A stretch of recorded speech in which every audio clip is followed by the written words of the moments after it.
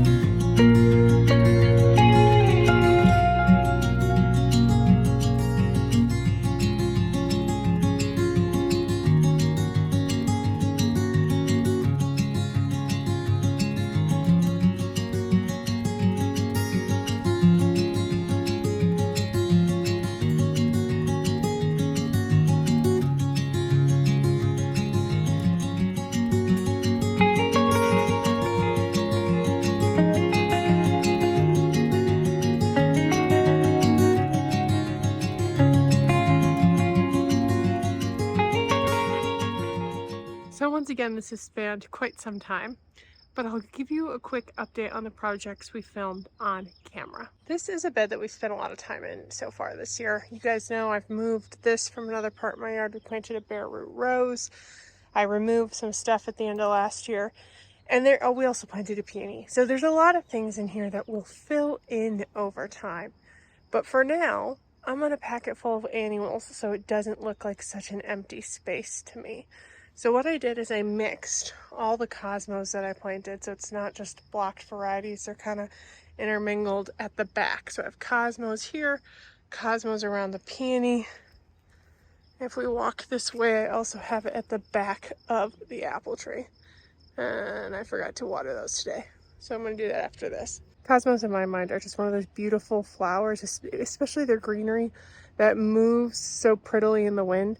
I love putting it in the landscape in a way that I can access it and use it as a cut flower, but I can also enjoy it as an accent.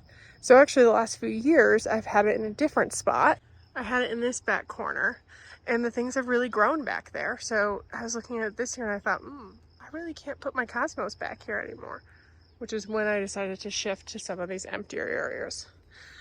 I may choose to come back and add a couple zinnias and or celosia in this area just around the periphery. I haven't decided yet because I have some extra seedlings and it's still pretty open, though I do want to make sure I have the apple tree accessible, even though it's not got a ton of fruit.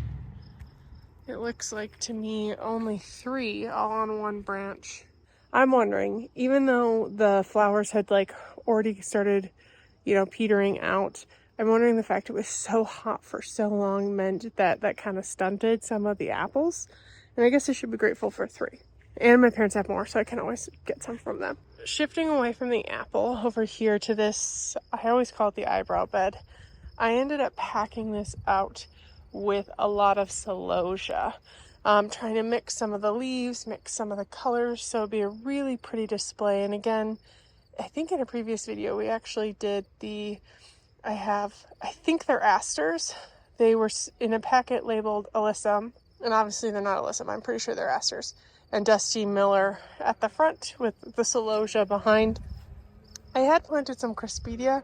1 survived and maybe 2, but I think the heat kind of killed it, and I do need to do some digging out here. You guys may know that I had some dahlias, from Swan Island dahlia, that I actually planted in my raised vegetable garden.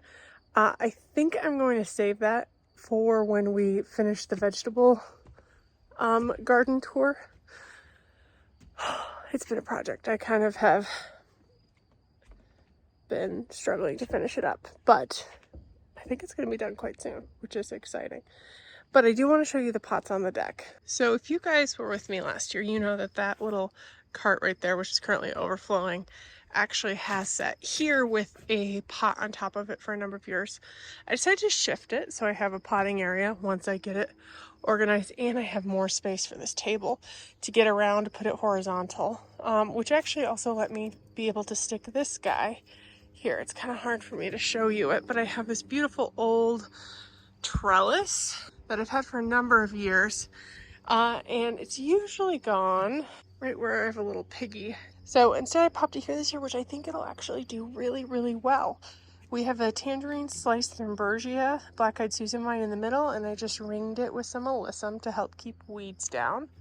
And then we have these planters at the edge of my deck, and they're a pattern. We have, and these blue planters, one here and one here, they are the exact same. On the outsides, we have 2 Proven Winner Super Tunia Mini Vista Indigo, which I've not done a lot of the Mini Vistas, but I really embraced them this year, so I hope they go well. Then right here and right here, we have a Peachy Keen Super Beena. Let me show you the tag so you can see it. This picture, I think I've grown these before, and I think this is a little more orangey than they typically get. You can see right here that these are older blooms, but they are soft and beautiful. And I actually think that they're going to pull out of this osteospermum some of that lighter color. This osteospermum I absolutely love. You can see they start out like this with like a galaxy inside. Oh, actually, here, you can look at this one where they're kind of like bronzy and just so beautiful inside. And then they get a little lighter with age. But this is a copper amethyst osteospermum. It actually gets quite tall. It will get to be about 16 to 20 inches high. So I've kind of tried to make it sort of a centerpiece, along with two geraniums, which are these just so beautiful and saturated in color. Like, the camera is not showing up, but they almost look neon-y. They are so vibrant. These guys are Rocky Mountain Violet zonal geraniums. Oh, I have two of them in here. So this planter is that, as is that planter. Then if we come to this middle planter, I've kind of treated this as a bit of a centerpiece. These tags are a tiny bit dirty, so you're gonna have to bear with me, but we do have some romance pink nemesia. I have 3 at the back, which might be a bit much, but I went for it. They get 10 to 18 inches tall, so I think it'll be really pretty, especially from the yard. Not that I look this way a ton, but I do a little. But we have 3 at the back there, and then I have 2 osteospermum from Herman Winters, which are a different variety. They're got a lot of similar colors, but they are called the Bright Lights Horizon Sunset, and they only get 8 to 12 inches tall, so a lot shorter than the other one. And then, not really, I've got these two, so you can just briefly see how dirty they are, but we have the Superbena here and here, which I think mirrors some of that vibrant color that we have in the geraniums. And this is a Superbena Royale Iced Cherry. And I don't, well, this bloom's just going out, so it looks pretty sad. But this is a Superbena Violet Ice right in the middle, which I think will pull some of the Mini Vista color in as well. So that is what we've got here. Let's go hop to the front. I already recorded the window box, so I'll insert that first and then I'll pop back in today with what I finished up last, which was the pots are on my front. They're a lot smaller, more minimalistic than I've done in the past, but I thought that would be a better year to do it. I say minimalistic. I've got a purple fountain grass and some other beautiful things, but there's only 3 of them, and usually I've had like 7. I'm trying to, like, considering how dry it's been and the fact that I would have had to go water things, I decided to cut back because my water is so expensive, y'all. I budget for it, but man. Okay, and this is how it ended up. I just added these 2 Thunbergia vines. I'm not sure how this combo is going to go, but these are those moon. Let's see if I can find there's one that's not too bad. They're actually climbers, but I'm going to use them as spillers. And in this, we have an assortment. I'm playing with light a little bit, as you can see, but I think it's such a pleasing combination. So I mentioned the Thunbergia vines. Those are coconut appeal, black-eyed Susan vines, Thunbergia. Then we have this begonia, which is called Rhine begonia, and isn't it just luscious? I actually used this in my parents' house and couldn't remember the name, but that's what it called. And we have the Techno Blue lobelia that I've used in a couple places. And so we've got 5 of the begonias, 2 of the vines, 3 lobelia, and then I have 2 of these guys, which are osteospermum, and they're from a series called Gelato. And they're just, I thought they were such a pretty combo. Like, look at this picture right here. I'm loving it. Then I have 3 different kinds of coleus. On the outsides, we have Kong Mosaic, which is very pretty and colorful and ties in with these 2. This green one is called Electric Lime, which I think we can agree is aptly named, and this is Florida Sun. And these guys are going to get tall and fill this out quite beautifully. And I'm just really pleased with how it turned out. So in here we have a Super Tunia Mini Vista Hot Pink, which is kind of like the purpley one that we have in the back, but just pink. And some more of that A Romance Pink Nemesia. And then this is the most daring thing I'm doing. I have 1 Super Tunia Bubblegum, which is going to get big. It's going to fill this whole thing. But I did stick in here a couple of the celosia I have that were purpley variety because I thought it would play well off of this grass I've got in here. In here we have a purple fountain grass, graceful grasses purple fountain grass, which is going to get quite big. This is, as I said, daring. And then I have 2 of the pink mini vista and 2 of the Super Tunia mini vista indigo again that we used in the back. So even though there's only 3, then this guy needs to fill out, which it'll soon be overly abundant. I think it'll still make a pretty little impact and play well off some of the peachy colors we have over there. I also should mention that I planted all my zinnias over here. I was able to do 3 of almost every variety I have, but I did start so many varieties that I can only really do 3 plants, which hopefully still gives me a good show. And you can see that I've been doing work in the garden over there, and those dahlias are looking great. So that's actually going to do it for this video. I know it was a lot of just speeding through things. This project has kind of just fit in over quite some time between the seedlings and the vegetables, which I think the vegetables, I don't know which is coming out first, this or the vegetables. They were both things that were done simultaneously. I would kind of go to my plant hoard and say, okay, what are the things that are so hard to keep happy in their cans? Or what are the things that if I get in the ground, the reward will be greatest? Which was usually like, so sometimes it was vegetables, sometimes it was plants. So at this point, my tomatoes have been in the ground like 2 weeks, a week and a half, 2 weeks. And they've already put on growth and I need to do some tying up and pruning, but I haven't finished planting everything out, which is just the overabundance of June. I did a cottage garden tour recently where I said it's one of my favorite times of year, and that's true. But I do look forward a little bit to those dog days of summers where I don't feel the need to be outside as much, and I can rest a tiny bit. But the garden is getting over some of its crispiness. We've had cool weather the last few days, and by cool I mean high 70s, low 80s. So, you know, what we typically get this time of year versus what we have been getting. So I think they've liked that reprieve. I need to do some maintenance, and then I'm going to do a garden tour here before too long because I really want to capture some of the beautiful peonies and other things that are just looking so good. I'm so tempted to give you guys a sneak peek, but I won't. I need to hold it back for the tour. If you want to see that tour and follow along in this garden here in the city, as well as our cottage garden where my parents live and our family cottage is, which is quite an extensive landscape garden we've been spending the last 10+ years building, please make sure to subscribe and hit that thumbs up button and consider turning on notifications so YouTube will tell you every time I post. Right now I'm posting about 3 times a week, trying to do Monday, Wednesdays, and Saturdays.